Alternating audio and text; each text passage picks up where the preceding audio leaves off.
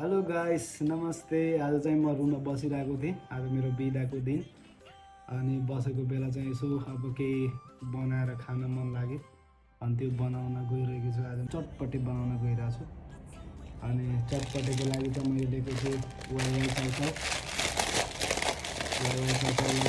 मारेर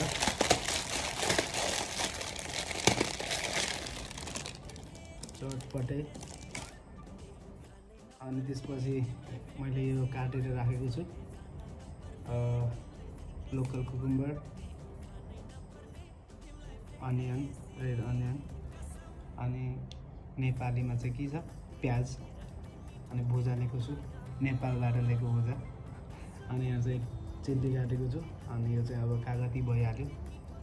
अनि मलाई चाहिँ धनियाँ मन नपर्ने भएर चाहिँ धनियाँ चाहिँ लिएको छैन। म चाहिँ बनाउँछु ल कस्तो हुन्छ। अनि सबैले मलाई हेर्नुपछि सबैले तपाईँहरू पनि खानु होला ल। म यहाँ खान्छु, तपाईँहरू यहाँ खानु होला। त्यसो बनाउँछु चाउचाउ हालेको सबैभन्दा पहिले चाहिँ मैले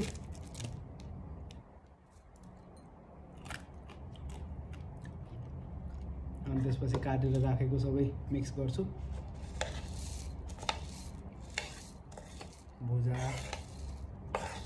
खुर्सानी चाहिँ सबै हाल्दैन हो। खुर्सानी चाहिँ आज अहिले चाहिँ अलिक कम खाने कोसिस गरिरहेको छु म। सकेसम्म चाहिँ धेरै कम खाम भन्ने हो। मात्र लास्टै गाह्रो बनाउँछ फेरि।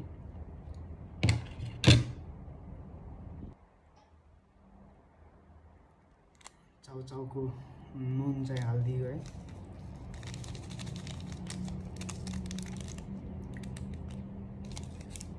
सबै मिक्स गरिदिउँ।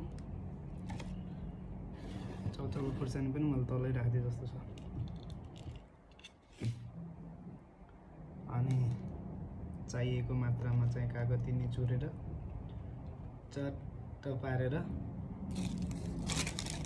मलाई चाहिँ अमिलो पिरो चाहिँ पहिले एकदम मन पर्ने तर अहिले चाहिँ अलिक कम खाने भएको थियो हालेर यो पनि। अनि त्यसपछि यसलाई मिक्स मजाले मिक्स गर्ने। अमिलो चाहिँ धेरै हुन्छ कि जस्तो लागिरहेछ। खुर्सानी भेट्यो, खुर्सानीको धुलोलाई काटेर हालिदिन्छु। यो पनि हालिदियो। पिरो धेरै भयो भने चाहिँ गाह्रो छ फेरि। मुख चाहिँ चटपटे भन्ने बित्तिकै पहिले नै रसाएर आउँछ।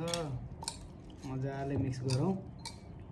अनि त्यसपछि चाहिँ आज रुममा बसेको बेला चाहिँ एकदम बोर भयो। रुममा बसेर यसो चटपटे बनाऊँ खाऊँ भन्ने एउटा प्लान जाग्यो, बनाएँ।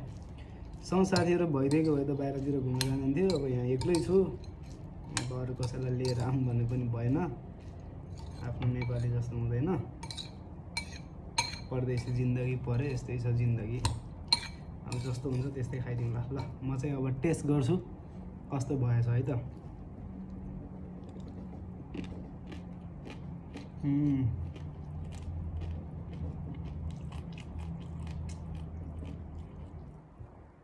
दामी भएछ, दामी। खाने तपाईँहरूको लागि पनि छ होला। मलाई माया गरेर मान्छेहरूले चाहिँ यहीँबाट खानु होला।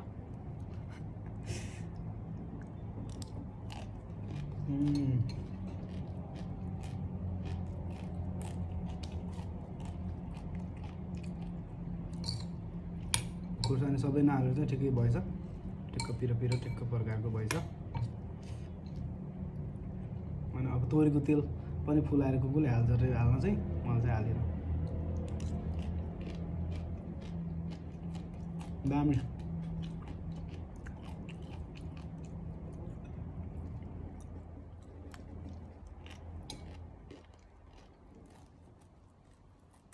तपाईँहरूलाई पनि बनाउनु छ भने चाहिँ यस्तै बनाएर